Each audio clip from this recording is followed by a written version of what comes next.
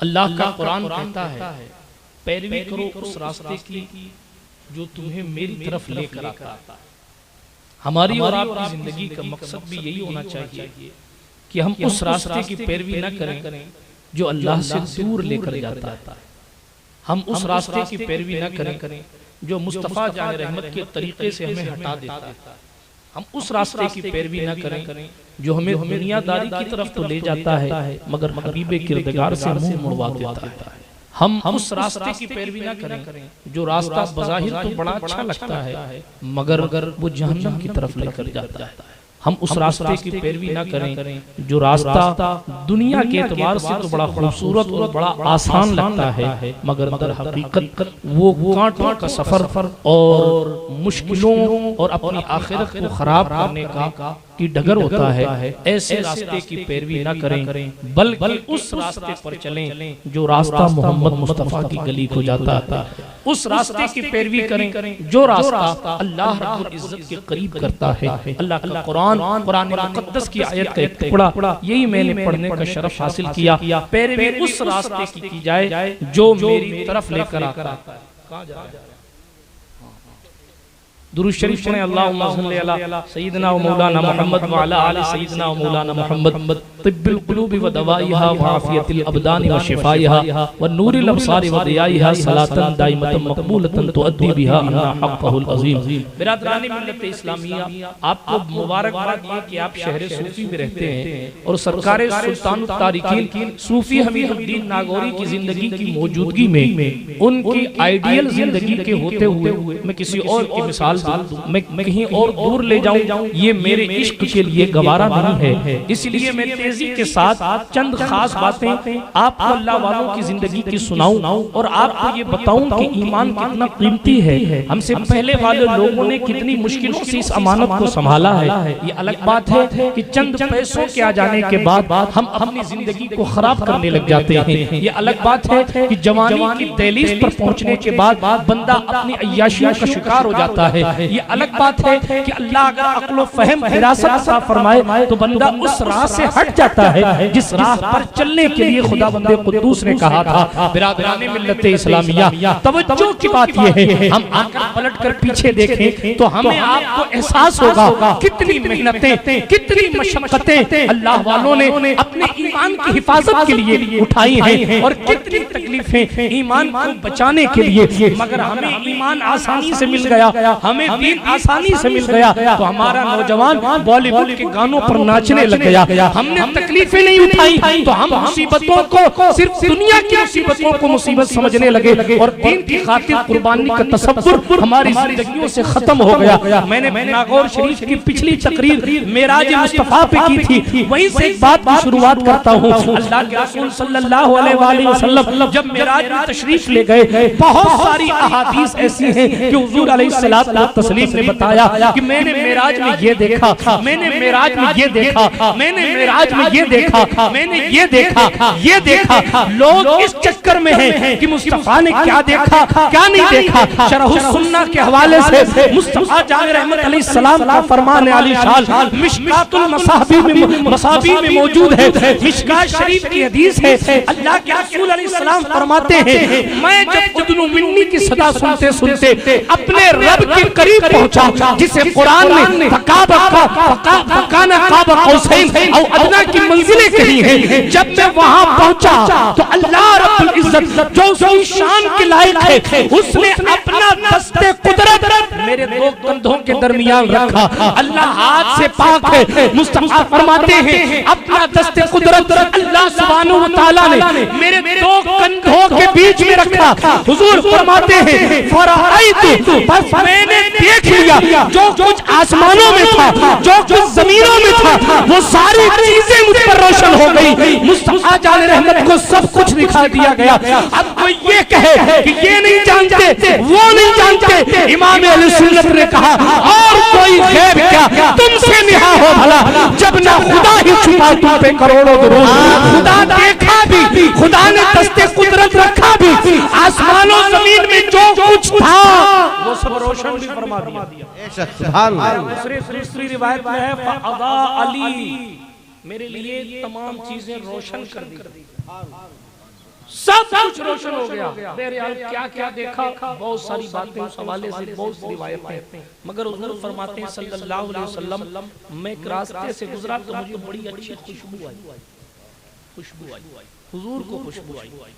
सुभान अल्लाह। जिसके दयार की शान ये है कि आज भी रोज़े रसूल के करीब अगर आपको रियाजुल जन्ना में 2 रकात नमाज पढ़ने, नफल पढ़ने की इजाजत मिल जाए तो आज 1400 साल बाद भी वहाँ अजब खुशबू आती थी, अजब खुशबू आती, आज भी आती। तो उस मुस्तफा जाने रहमत की खुशबू की बात खैर क्या करूं।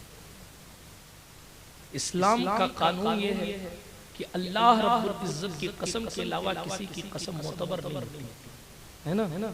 अगर किसी ने कुरान की या रसूल की कसम खाई तो सदका दे, मगर कफारा नहीं है। कसम तो इस्लाम के कानून के मुताबिक सिर्फ अल्लाह की, मगर महबूब की शान देखें, हमें ये कहा गया कि आप अल्लाह के सिवा किसी की कसम नहीं खा सकते।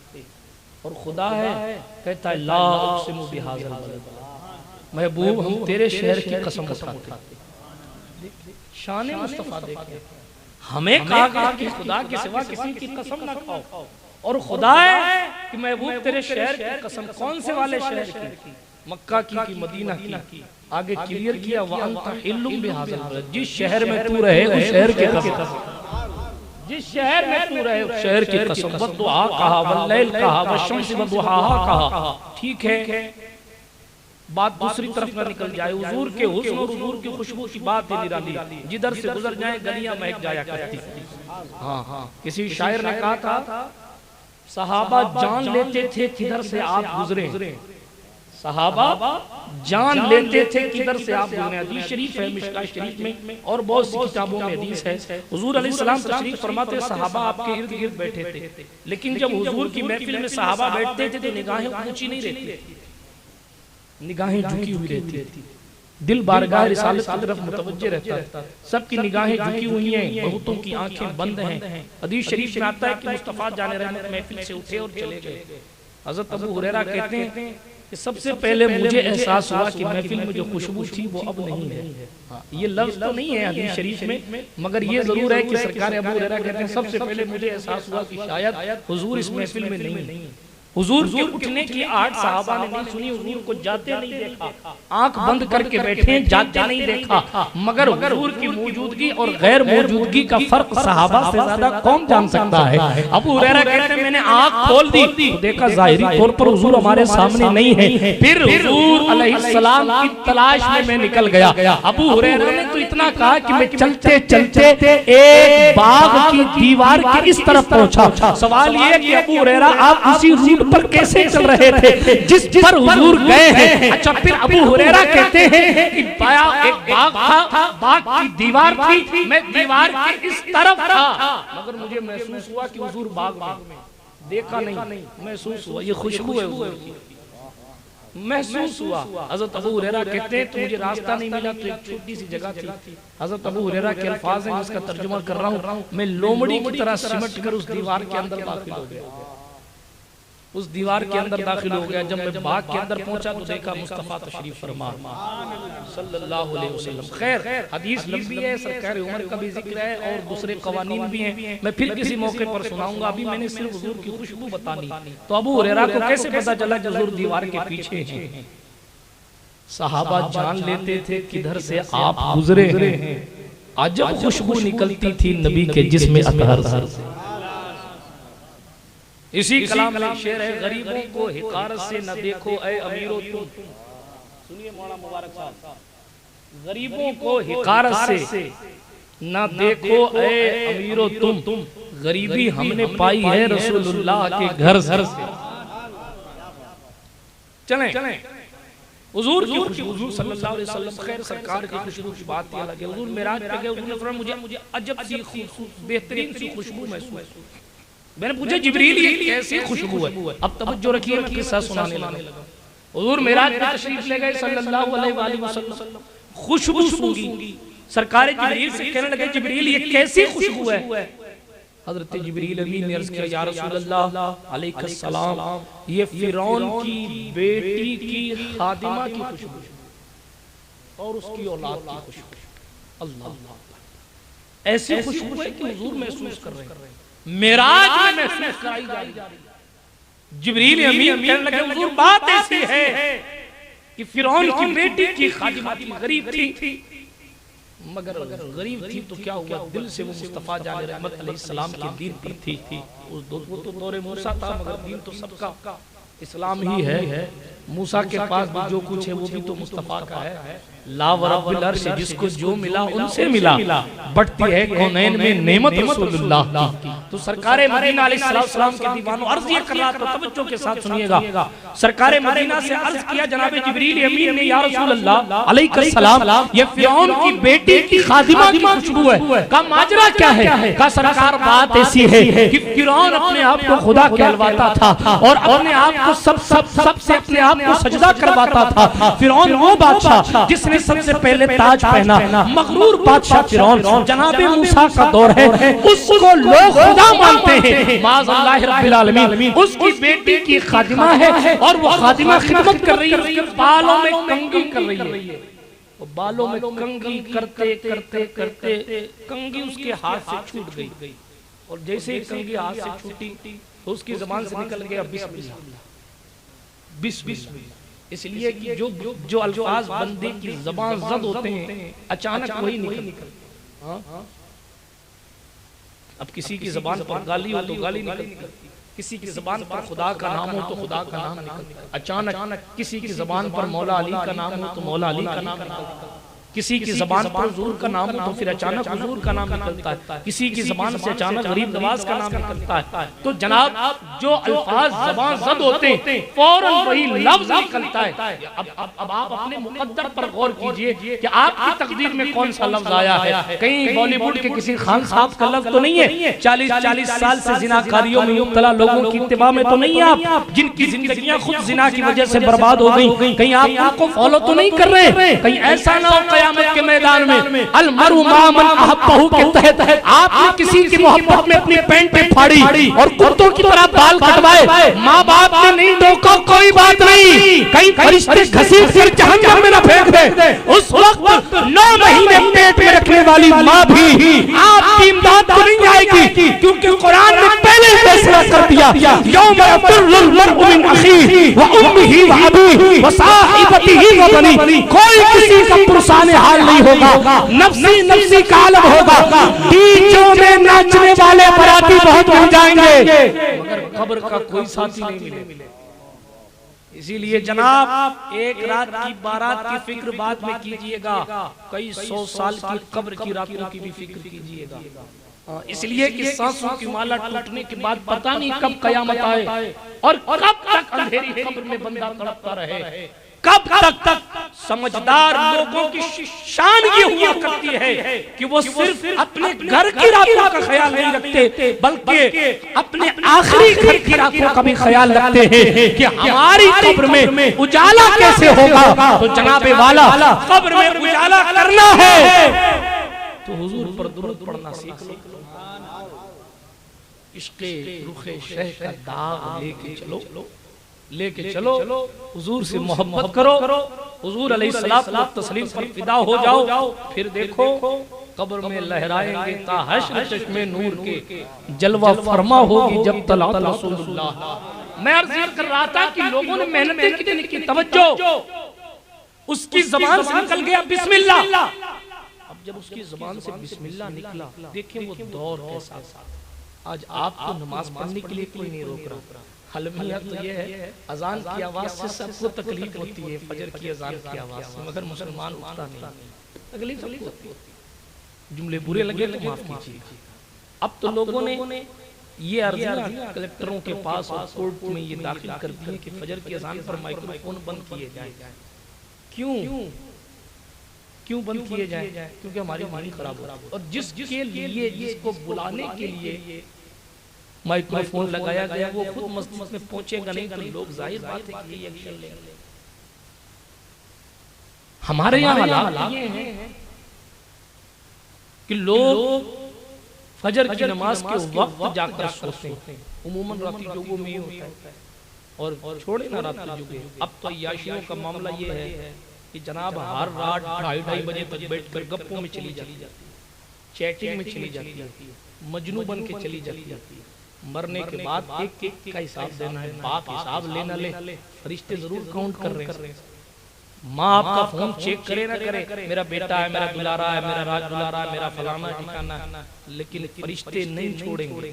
हाँ, बहन आपको कुछ भी ना कहे, मगर किसी और की बहन पर अगर निगाहें गंदी हैं आपकी, तो कयामत के मैदान में सबके सामने उसकी पूछ होगी। यहाँ तो तन्हाई में तौबा कर ले तो काम बन जाएगा, वहाँ आदम से लेकर कयामत तक के सारे मौजूद होंगे, बदन पर कपड़े भी नहीं होंगे और फिर अमाल हाथ में दे के कहा जाएगा बोल ऐसा करता था कि नहीं करता। उस वक्त इज्जतें क्या संभालोगे, उस वक्त कहाँ वकार जाएगा। इसीलिए गुनाह हो जाए तो रब के दरबार में तौबा करनी चाहिए। मेहनत कितनी की मैं इस पर गुफ्तगू कर रहा था, जैसे ही ज़बान से बिस्मिल्लाह निकला तो फौरन फिरौन की बेटी ने कहा क्या इससे मुराद मेरा बाप है? क्या तूने मेरे बाप के लिए लफ्ज़ किया क्योंकि वो खुदा मानती मेरे बाप को? उसने कहा नहीं, इससे मुराद तेरा बाप नहीं है, इससे मुराद तो मेरा भी रब है, तेरा भी रब है, तेरे बाप का भी रब है। इससे मुराद मेरा अल्लाह है जिसने सारी कायनात को पैदा किया। उसने कहा ये कौन सा रब आ गया? फिरौन की बेटी है। कब मैं अपने बाप से शिकायत कर दूंगी। उसका भी ईमान जोश में था, कर दे तेरे बाप से शिकायत, मैं अपने रब को भूलने वाली नहीं। सोचें, एक वो दौर था जिस दौर में खुदा का नाम लेना जुर्म था, उस दौर में भी लोगों ने इस तरह अपने ईमान को बचाया। एक ये दौर है कि लोग उलमा मिन्नतें करते हैं, मुबल्लिगीन हाथाजोड़ी करते हैं, जनाब नेक रिश्तेदार समझाते हैं कि बेटा डीजे मत बजा, नाच मत, अय्याशियां मत कर, जुए मत खेल, 7-7 दिन तक गाने मत सुना लोगों को, मगर लोग सुनने को तैयार ही नहीं। लोगों की फिक्र पता नहीं क्या हो गई, पता नहीं किस दौर का इंतजार कर रहे हैं, पता नहीं किन मुसीबतों का वेट कर रहे हैं। उसकी ज़बान से बिस्मिल्लाह निकला। फिरौन की बेटी ने कहा मैं अपने बाप से शिकायत कर दे, तेरे बाप से शिकायत। फिरौन के पास बात पहुंची। फिरौन ने कहा तूने ये अल्लाह किसको कहा? किसके नाम से तूने कंगी उठाई? क्या उससे मुराद मैं हूं? कहा नहीं, आज राज फाश हो गया तो हम बदलने वाले नहीं हैं। उससे मुराद मेरा अल्लाह है जिसने तुझे भी पैदा किया है, मुझे भी। फिरौन ने कहा कत्ल करवा दूंगा, का जान चली जाए मगर अल्लाह का नाम तो नहीं बोले। आपको मालूम है क्या किया फिरौन ने? उसके बच्चों को लाया गया। माँ के लिए सबसे बड़ी नेमत बच्चा कितना भी बड़ा हो जाए मगर माँ ही होती है। मुफक्किरीन ने कहा कि जिस घर में माँ नहीं होती वो घर कब्रिस्तान सा मालूम होता है। माँ की अजमतों को समझो। आज तो हालात ये हैं कि माँ तड़प रही है कि मेरा बेटा सोशल मीडिया से थोड़ा सा हंसे तो मुझसे बात कर। आज के हालात ये हैं कि ये फोकट की फ्रेंडशिप में बंदा इतना मुब्तला हो गया है कि बाप की खैरियत लेने तैयार नहीं। हमने अपनी आंखों से देखा है, फ्री खड़े बात कर रहे चौराहे पर और माँ का फोन आ भी जाए तो मैं जरा काम से निकला हूं, अभी आपसे बात करता हूं फ्री होके। अरे तू कर क्या रहा है? गप्पे तो लड़ा रहा है, मटर कशी तो कर रहा है, जिसकी दुआओं से तू जवानी की दहलीज तक पहुंचा है। तेरे पास वक्त नहीं उससे बात करने की, तुझे शर्म आती है दोस्तों के बीच में बात करने? बात करने में शर्म आती है। अब तो औलादें इतनी नालायक हो गई कि अपने बाप का काम बताने में शर्म आती है। चंद पैसे वालों दोस्तों से दोस्ती हो गई तो जनाब अगर कोई पूछ ले तेरा बाप क्या करता है तो वो शर्म करता नहीं बताता कि मेरा बाप ठेला चलाता है, नहीं बताता शर्म से कि मेरा बाप ठेला चलाता है। तेरा बाप क्या करता था? मेरा बाप गिफ्टी चलाता है, नहीं बताता क्यों साहब ये कलेक्टर साहब का लड़का है, वो ऑफिसर का लड़का है, वो जहां बड़े गुबारी का लड़का है, वो सटेरी का लड़का, कोई किसी का लड़का हो, मगर मैं बमांगे दुहल कहता हूं ठेला वाला भी अगर तुम्हारा बाप है तो तुम फख्र से कहा करो कि मेरा बाप हराम के पैसे की कमाई हुई फॉर्च्यूनर में बैठने वाला नहीं है, मगर हलाल के पैसे कमाकर मुझे हलाल खिलाकर जवान करने वाला जरूर है। अपने माँ बाप पर फख्र करना सीखो। अगर आपको माँ बाप की कद्र करने में शर्म आती है तो डूब के मर जाओ, इसलिए कि जब आप माँ बाप की कदर नहीं कर सकते तो फिर खुदा के दीन की कदर क्या कर पाए। जब आपको माँ की अहमियत का अंदाजा नहीं है तो आप दीन के लिए कुर्बानी क्या दे सकते हैं। बदलो अपनी सोच को, अपनी तरक्कियां चांद पर पहुंचने में मत तलाश करो, अपनी माँ के कदमों में तलाश करो। इसलिए कि माँ उस जात का नाम है कि दुआ कर देती है। इंजीनियर कलेक्टर तो छोड़े, दुआ कबूल हो जाती है तो अल्लाह बंदे को वली बना देता है। दुआ कबूल हो जाती है तो अल्लाह बंदे को कुतुब कलंदर अब्दाल बना देता है। कभी पढ़िएगा फरीदुद्दीन गंज शकर को, कभी पढ़िएगा हज़रत सुलेमान जज़ूली को, कभी पढ़िएगा जनाबे वाला सरकार मारूफ करकी को, कभी पढ़िएगा हज़रत मूसा के दौर के उस जमान को जिसके लिए बादल भी सवारी बन के आ गया था। ये सब माओं की दुआओं की बरकतें। मेरा मौजू नहीं है, मैं तेजी के साथ आगे बढ़ता हूँ ये फिक्र देते हुए कि अपने माँ बाप की कदर करो। आज वो हैं तो बात बात पर टोकते हैं, कल नहीं रहेंगे तो 2:30 बजे आओ, 3:30 बजे आओ, कोई खैरियत पूछने वाला नहीं है। बीवी चादर तान के सो जाती है। मैं सबकी बात नहीं करता, बहुत सी ऐसी वफादार बीवी की जो इंतजार में रहती है। अल्लाह सब की मोहब्बतों को सलामत रखे। लेकिन जनाबे वाला माँ का दिल होता है। बीवी कितनी भी मोहब्बत करने वाली हो मगर माँ की ममता के बराबर बाप नहीं पहुंचता तो बीवी कैसे? बात समझ आ रही है? हाँ, माँ की मोहब्बत इतनी ज्यादा अल्लाह ने उसके दिल में रखी है, उतनी मोहब्बत बाप नहीं करता जितनी माँ करती। तो फिर बीवी उस लेवल तक कैसे पहुंच सकती? खैर, नेक बीवी भी अल्लाह की नेमतों में से एक नेमत है। मगर मैं अर्ज ये कर रहा था, वो दौर देखें, आप वो कैफियत, वो कंडीशन देखें। तो सुने, फिरौन ने कहा इसके बच्चों को, ओ बाबा, ओ दीवाने, बैठ जा भाई, इधर ही बैठ जा या उधर बैठ जा। दुरूद शरीफ पढ़ें, अल्लाहुम्मा सल्ली अला सय्यिदना मौलाना मुहम्मद व अला आलि सय्यिदना मौलाना मुहम्मद कमा तुहिब्बु व तर्ज़ा बि अन तुसल्ली अलैहि सलातुन व सलामुन अलैका या रसूल अल्लाह सल्लल्लाहु तआला अलैहि व आलिहि वसल्लम। भूल भुलैया लखनऊ की थोड़ी है कि आदमी रास्ता भूल जाए कि कहां से निकले थे। तवज्जो, बोर तो नहीं हो रहे आप? हाथ उठाकर बताएं कितने लोग बोर हो रहे हैं। अच्छा चलें, जग रहे हैं माशाअल्लाह। दुरूद शरीफ पढ़ें, अल्लाहुम्मा सल्ली अला सय्यिदना मौलाना मुहम्मद व अला आलि सय्यिदना मौलाना मुहम्मदिन कमा तुहिब्बु व तर्ज़ा बि अन तुसल्ली अलैहि सलातुन व सलामुन अलैका या रसूल अल्लाह सल्लल्लाहु अलैहि वसल्लम। एक पीतल की गाय मंगवाई फिरौन, उसमें खोलता हुआ पानी डलवाया। पीतल की गाय मंगवाई, उसमें खोलता हुआ पानी डलवाया। एक एक करके उस माँ के सामने उसके बच्चे को उस गाय में, यानी पैक गाय थी, उसमें पानी भरा हुआ था। पीतल का एक बर्तन था, समझ लें यूं, उसके अंदर बच्चे को डलवाया। सोचिए आप, खुलते हुए पानी में अगर किसी की औलाद को डाल दिया जाए तो उसकी चमड़ी का क्या हश्र हो। और उसके सामने, माँ के सामने अगर ऐसा किया जाए तो फिर माँ का कलेजा कैसा। आज माएँ कहती हैं बेटा डीजे बजा ले, आज माएँ कहती हैं बेटा नाच ले। शादी एक बार होती है, मौत भी एक बार आती है। शादी अगर एक बार होती है, शादी तो जरूरत पड़ने पर दोबारा भी होती है, मगर जनाब जरूरत पड़ने पर फरिश्ता जान वापस नहीं लौटाता है। जी, आपको एक रात की सारी खुराफातें याद रहती हैं, ये भूल जाते हैं कि एक रात कब्र की भी आएगी। वहाँ तो माँ भी मशवरे देने के लिए नहीं। सुने तवज्जो के साथ, मेरी इस्लामी रिश्ते की माएँ बहनें भी तवज्जो से सुने, इसलिए कि सारा माहौल घर से बनता है। ये अगर कंट्रोल में रहती है तो सारे मामलात कंट्रोल में रहते हैं। अगर हालात तो यही है ना कि फिल्में और सीरियलें देख कर औलाद को नचनिया बना दिया। अब किस मुंह से समझाने जाएं कि ये सही है बेटा, ये सही नहीं है। जिनकी औलाद दुरूद शरीफ से परवरिश पाया करती थी, वो बड़े होने से पहले ही कह देती थी जनाब हमारी महफिलों में और हमारी शादियों के मौकों पर तो मुस्तफा जाने रहमत की नातें सुनाई जाएंगी। फिरौन की बेटी उसकी खादिमा का किस्सा सुना रहा था। एक एक करके उसके बच्चों को डाला गया आग और खोलते हुए पानी में बच्चे मरते रहे, माँ रोती रही, मगर उसने अपनी ज़बान से कलमा कुफ्र नहीं कहा। एक छोटा सा बच्चा जो उसकी गोद में था, उसकी गोद में फिरौन ने उस पर भी रहम नहीं किया, क्योंकि ये वही फिरौन है जिसने मूसा पैदा ना हो इसके लिए 70,000 से ज़ायद बच्चों को कत्ल करवा दिया। ये वही फिरौन है। उसने माँ की गोद से बच्चा लिया और उसको डाल अल्लाह पर। खैर मैं शॉर्ट अर्ज करूं,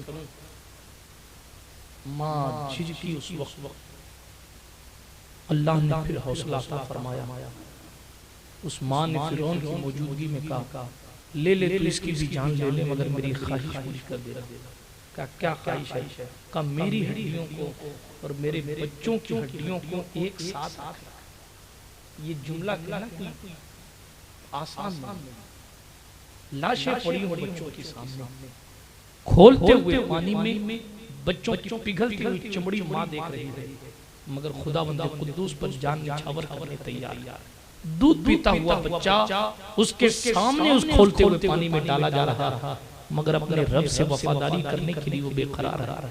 आखिरकार ये हुआ कि उसके बच्चों को भी जला दिया गया, उसी खोलते हुए पानी में औरत को भी डाल दिया गया। सब की चमड़ियां जल गईं, खत्म हो गया, सारा मामला हड्डियां बच गईं, सारे को एक साथ रखा गया।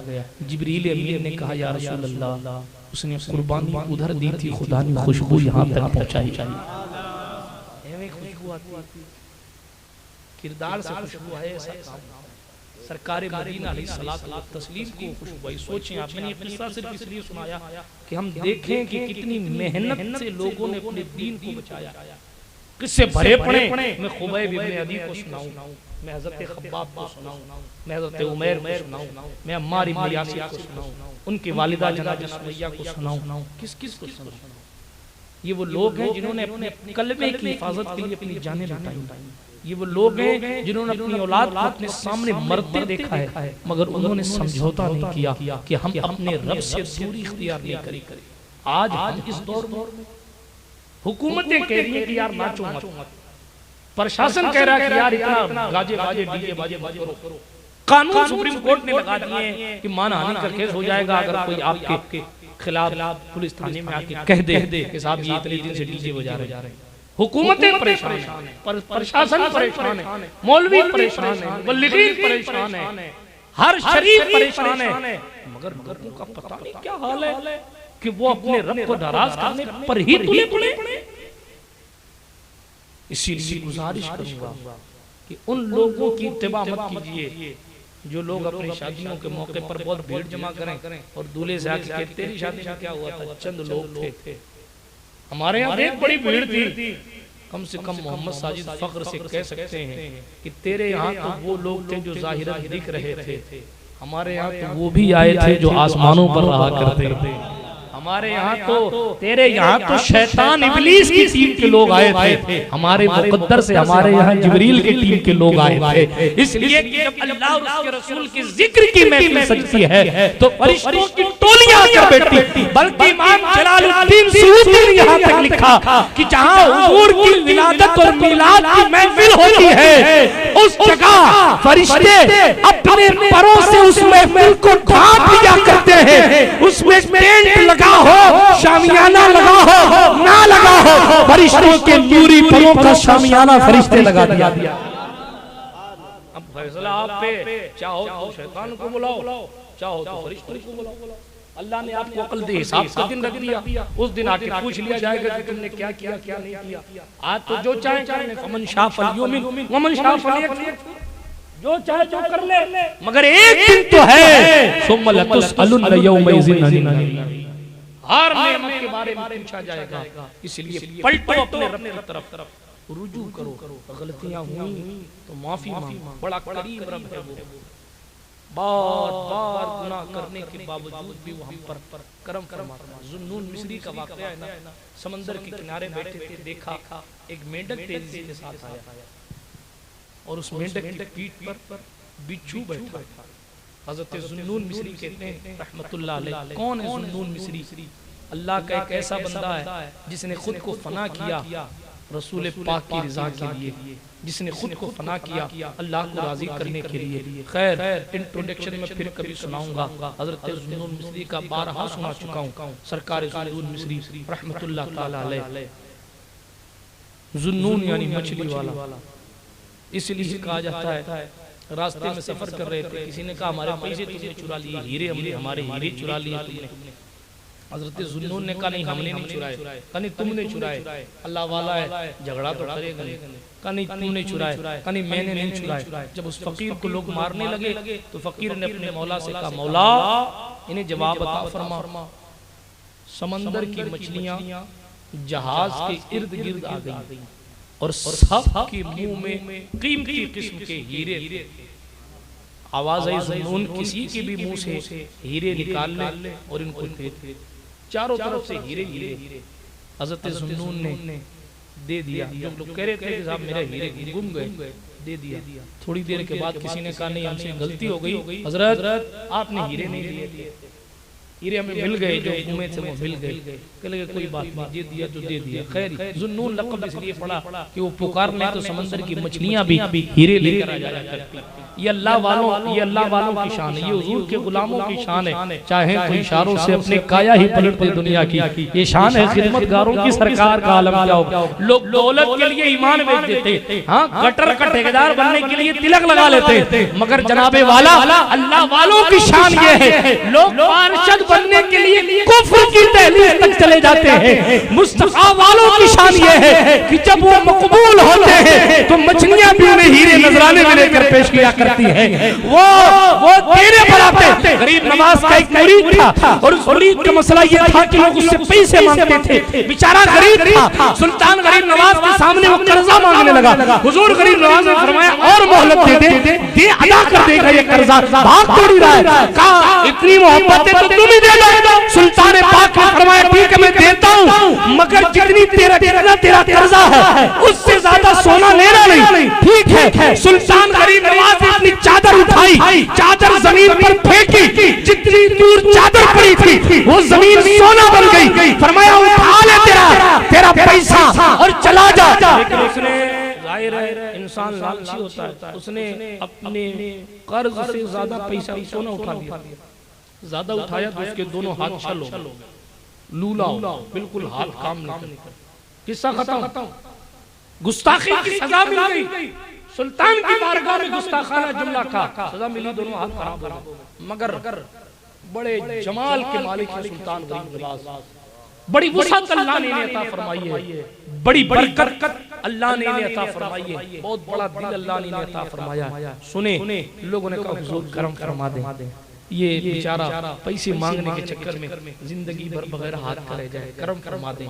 आप तो किसी को मना नहीं करते। हाँ ख्वाजा वो दरबार है आला तेरा, कभी महरूम नहीं मांगने वाला तेरा। सुल्तान ने कहा कोई बात नहीं, ऐसी बात है तो हम दुआ करते हैं, ये तौबा कर ले, अल्लाह इसके हाथ को ठीक कर देगा। उसने तौबा की, उसका हाथ वापस ठीक हो गया। अल्लाह वालों की शान तो ये है कि वो जमीनों को सोना बना देते, वो पत्थरों को सोना बना देते। वो इस्तिंजा करने के ढोलों में वो बेलाई का किस्सा है।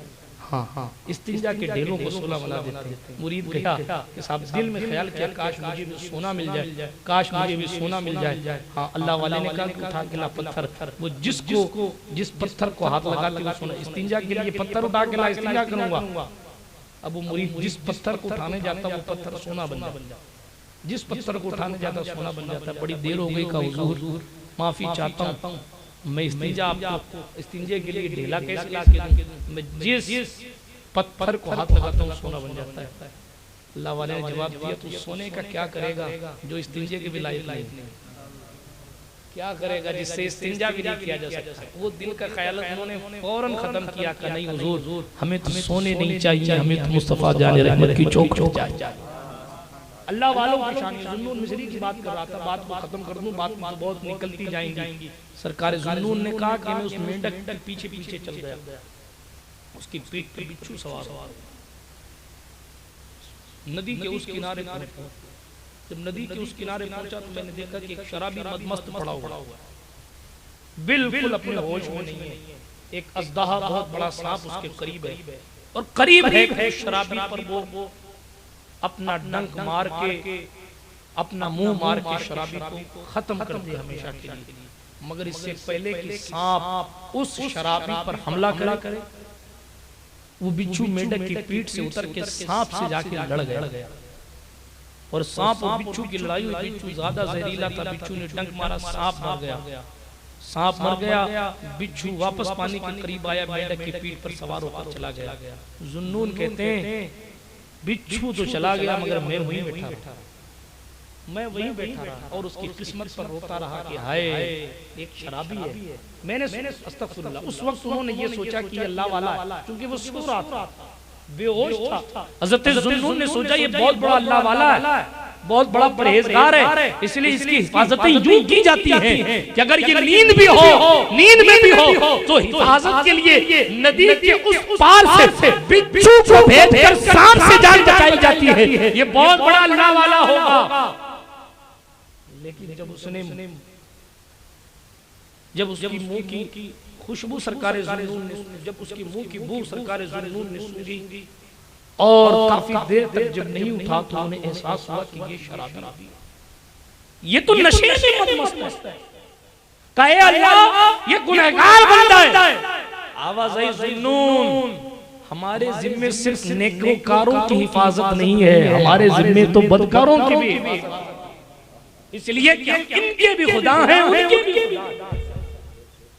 हमारे जिम्मे तो दोनों की हिफाजत है। अल्लाह अकबर। सरकार ज़ुन्नून मिस्री रोने लगी और उसके उठने का इंतजार करने लगे।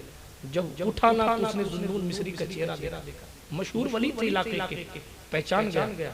शर्म से निगाहें झुक गई, कहने लगा हुजूर मुझे माफ कीजिए, मैं इसी कंडीशन में आपके सामने पड़ा रहा। हजरत ज़ुन्नून ने कहा मुझसे क्या माफिया मांगता है यार, मैं तो तेरे मुकद्दर पर गौर व फिक्र कर रहा हूं। तू ऐसे कंडीशन में था कि सांप तुझे अपने जहर से मार देता, मगर देख तेरा रब कितना रहमान है। तू नाफरमानी करके सोया, तू हराम काम करके सोया, उसके बावजूद कुदरत ने नदी के उस पार से तेरे मुहाफिज को भेजा, नदी के उस पार से तेरे मुहाफिज को भेजा और उसने तेरी हिफाजत की। और देख सांप मरा हुआ पड़ा है। जब उसने ये मंजर देखा और ज़ुन्नून मिस्री की जुबान से पूरा किस्सा सुना तो आंखों से आंसू जारी हुए, उसके दिल पर बात लगी और उसके बाद फिर उसको किसी ने आबादी में नहीं देखा। फिर वो जंगल की तरफ निकल गया, ये कहता हुआ कि मेरा मौला जब शराबी पर इतना करम फरमाता है तो नमाजी पर कितना करम फरमाएगा। जब मेरा मौला शराबी की यूं हिफाजत फरमाता है तो फिर वफादारों की क्या शान होगी। इसीलिए पैरवी कीजिए उस रास्ते की जो रास्ता अल्लाह की तरफ लेकर जाता है। इस चक्कर में ना रहिए साहब उसके यहाँ इतने हजार का नाच हुआ था तो मैं भी नाच करवाऊं। नहीं जनाब, ये हुजूर की पैरवी नहीं है, ये सरकार सिद्दीक से लेकर इस वक्त तक किसी अल्लाह वाले की पैरवी नहीं है। ये जनाब शैतान की पैरवी है, ये नफ्स की पैरवी है। और जो अपने नफ्स की इत्तिबा करता है फिर वो गुमराह होता है। इसीलिए किसी बुजुर्ग ने कहा है शहवतें बादशाहों को फकीर बना दिया करती हैं। इसीलिए अपनी शहवतों पर, अपनी चाहतों पर कंट्रोल कीजिए। आप इस चीज का ख्याल कीजिए कि खुदा अगर ये तौफीक दे कि हम किसी खुशी की चौखट और दहलीज तक पहुंचे तो फिर उस खुदावंद कुद्दूस का शुक्र अदा करें। इसलिए कि आगे हमारे गुनाह बहुत हैं, हमारी जिंदगियों की मुश्किलात पहले ही बहुत हैं, हमारी जिंदगियों में परेशानियां पहले ही बहुत हैं। मजीद गुनाह करके परेशानियों को और न बढ़ाएं, अपने मौला को राजी करने की कोशिश करें। वो राजी होता है जिसका खुदा हो जाता है फिर सारी खुदाई उसकी हो जाती है। अल्लाह पाक हमें और आपको इस महफिल पाक की बरकतों से माला माल फरमाए और मुस्तफा जान रहमत अलैहिस्सलातु व तस्लीम की नामूस की हिफाजत करने की सआदत बख्शे। हज़रत मौलाना मुबारक साहब ने जो है वो तहफ़्फ़ुज़े नामूस रिसालत इस महफिल का नाम दिया, मुझे इस्लाही मुआशरा पर बोलने का हुक्म दिया। तहफ़्फ़ुज़े नामूस रिसालत में तो नहीं होगा। हाँ, शादियों में नाच भी होते रहे और कहेंगे हम हुजूर की नामूस की हिफाजत करने वाले लोग। नारे लब्बैक के लगाना आसान है, दिल को हुजूर की खिदमत में हाजिर करना बड़ा मुश्किल। जी मदीने में बंदा रो भी रहा है और घर में डीजे भी चल रहा है। ये कौन सी हिफाजत है नामूस रिसालत? ये कौन सी गुलामी हुजूर की? नहीं, गुलामी तो देखें हज़रत खुबैब इब्न अदी को देखें, सूली पे चढ़ा दिया। पहला सहाबी जिसे सूली पे चढ़ाया गया मक्कतुल मुकर्रमा है। हुजूर हिजरत करके मदीना चले गए, वाकया लंबा है। लोगों ने सूली पर चढ़ाकर 3 दिन तक लटकाए रखा है जनाब खुबैब को। यही शहर मक्का छोड़ के गए थे। जुर्म इतना है कि हुजूर से वफा की है, जुर्म इतना है कि हारिस बिन आमिर नामी काफिर को कत्ल किया, उसके बेटों ने खरीद के लाके चौराहे पर लटका दिया। मक्के की औरतें बच्चे जाकर उस आशिक मुस्तफा का मजाक उड़ाते हैं। कोई पत्थर मारता है, कोई क्या करता है, कोई क्या करता है। और बांधा कैसे? रस्सियों से नहीं बांधा, लकड़ियों से हाथ लगाकर लोहे के कीलों से खुबैब पर ठोक ठोक। और हुजूर अलैहिस्सलातु व तस्लीम के ये आशिक शहर मक्का में मुस्तफा को याद कर रहा है। लोग तमाशा देखने आ रहे हैं कि हुजूर से वफादारी ने इसको किस तहलील तक पहुंचा दिया। उस वक्त हालत कुफ्र में थे जनाब अबू सुफियान।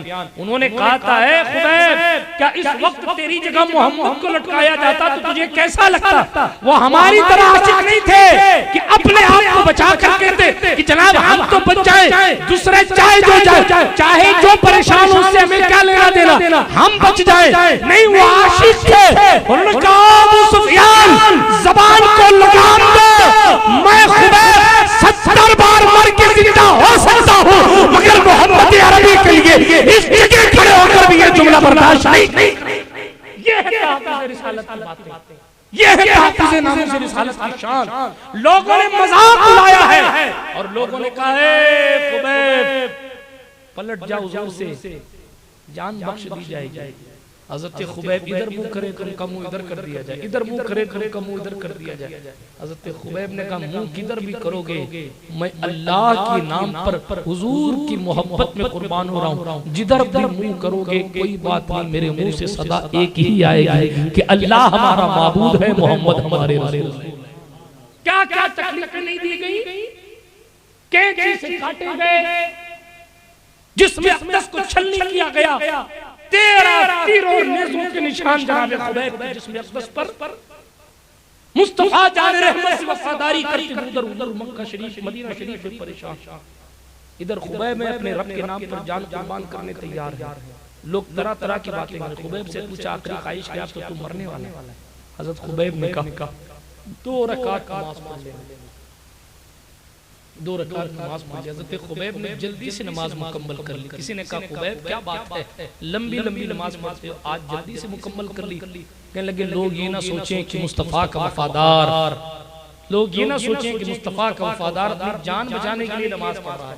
नहीं, हम तो आखिरी सजदा करने के लिए नमाज पढ़ रहे हैं। वाक़या बड़ा लंबा है, अशार भरे पड़े सरकार खुबैब के, जो सूली पर लटक कर सरकार खुबैब बिन अदी रज़ियल्लाहु ताला अन्हु पढ़े थे। जनाबे वाला सरकार खुबैब की मेहनतें देखें। इधर कहते हैं, मेरे अल्लाह यहाँ मेरे हुजूर नहीं है, मुझे पकड़ लिया गया है, मेरे मुस्तफ़ा को खबर भी नहीं कि मैं यहाँ हूँ। ए अल्लाह इतना करम फरमा कि मेरे मुस्तफ़ा को खबर दे दे। यहाँ से उन्होंने कहा, सलाम अलैका या रसूल अल्लाह। हदीस शरीफ में आता है कि मुस्तफ़ा अपनी मस्जिद नबवी में खड़े हो गए, कहा वालेकुम सलाम। यहाँ से पुकारा, सदा वहाँ पहुंची। सरकार मदीना अलैहि सलाम ने सलाम का जवाब दिया, हाँ, मगर हुजूर को पता है कि उनके साथ क्या होने वाला है। हुजूर ने आगे कुछ नहीं कहा। आखिरकार हुजूर ने ये फरमाया था, इधर क्या हुआ, लोगों ने बड़ी अज़ियतों और तकलीफों के बाद सरकार खुबैब को सूली पे चढ़ा दिया, और सूली पे चढ़ा देने के बाद लाश पटक दी गई। खैर मैं क्या अर्ज़ करूं, क्या छोड़ूं। हुजूर ने अपने सहाबा से कहा कि खुबैब की लाश मकाम तनईम में है कोई जो मेरे सहाबी की लाश ले आए। सोचिए आप, एक वो दौर है कि हुजूर के लिए लोगों ने जाने निछावर की है। एक वो दौर है जिस दौर में सूली चढ़ के 40 दिन तक लाशा नहीं दिया, 40 दिन तक। मगर हुजूर का वफादार है, जमीन के कीड़ों की भी औकात नहीं हुई कि जानिसारे मुस्तफ़ा के जिस्म को खराब करें। 40 दिन तक सरकार खुबैब के जिस्म में कोई तब्दीली नहीं आई। अल्लाह के रसूल ने उस वक्त ऐलान किया है, कोई जाए मेरे खुबैब के जिस्म को ले आए। अल्लाह अकबर। हजरत जुबैर बिन अव्वाम और एक सहाबी और थे, उनका नाम मेरे ज़हन में नहीं है, वो 2 सहाबी उस जिस्म को तलाश करने के लिए आए। वाक़या बड़ा लंबा है, बात सिर्फ इतनी करनी है कि जनाबे वाला उस जिस्म मुबारक को उन्होंने अपने घोड़े पर रख लिया और लेकर चलने लगे तो 40 कुफार ने उनको घेर लिया। सरकार खुबैब की लाश मुबारक जमीन पर रखी गई और जंग हुई।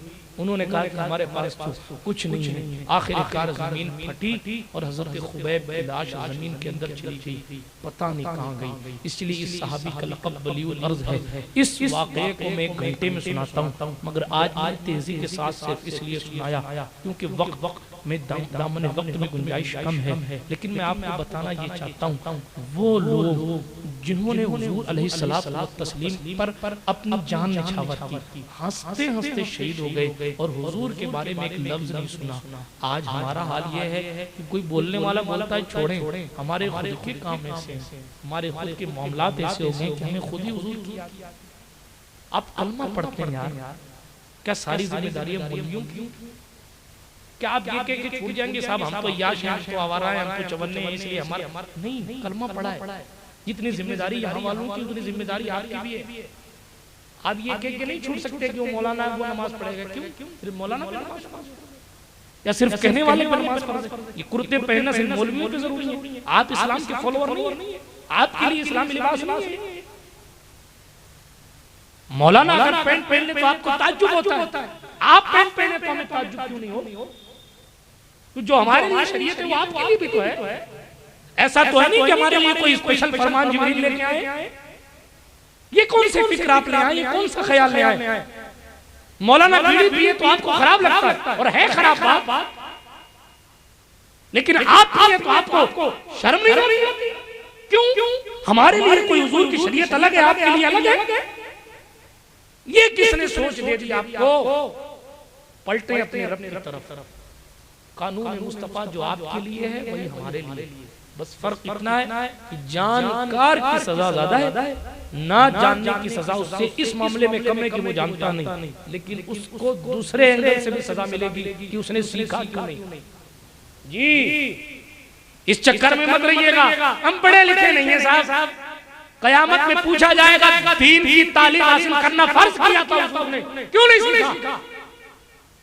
ना जानकर कोई बंदा गुनाह करता है, मानता हूं उसकी सजा डबल है, मगर जानकर कोई बंदा इल्म नहीं हासिल करता उसकी कोई सजा नहीं है। वाह, कौन सी शरीयत से लेके आए? कयामत में ये पूछा जाएगा कि जब कलमा पढ़ा था तो दीन क्यों नहीं पढ़ा? जब तेरी औलाद कलेक्टर बनने का जहन रखती थी तो नमाज के फराइज क्यों नहीं सिखाए? क्या किसी के लिए कहा गया कि कयामत के मैदान में कलेक्टर सर पे ताज रखा जाएगा? नहीं, इज्जतें तो मुस्तफा वालों को मिलेंगी।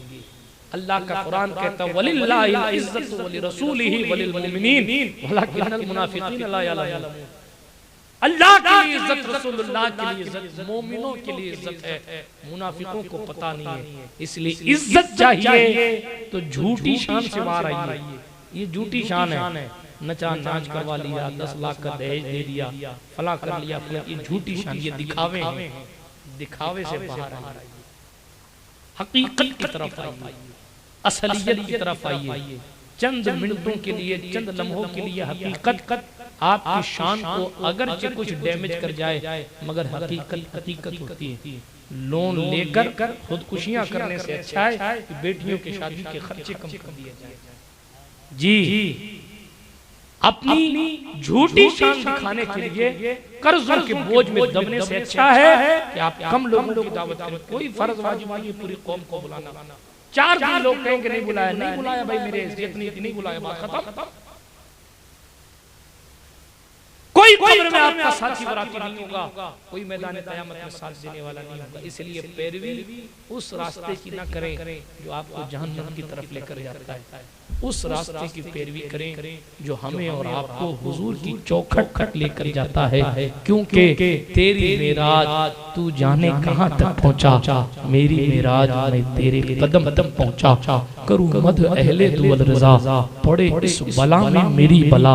मैं गदा हूं अपने करीम का, मेरा दीन पा रहे ना नहीं। अल्लाह पाक हमें और आपको हुजूर का वफादार आशिक बनाए। कहने सुनने में कोई जुमला गलत निकल गया हो, अल्लाह की रहमत कामिला से माफी अता फरमाए। अस्तगफिरुल्लाह ताला रब्बी मिन कुल्लि ज़ंबि व अतूबु इलैहि। इसमें पाक की बरकत से अल्लाह तबारक व तआला इस शादी को खाना आबादी फरमाए। होने वाली मियां होने वाले बीवी में खूब मोहब्बतें पैदा फरमाए।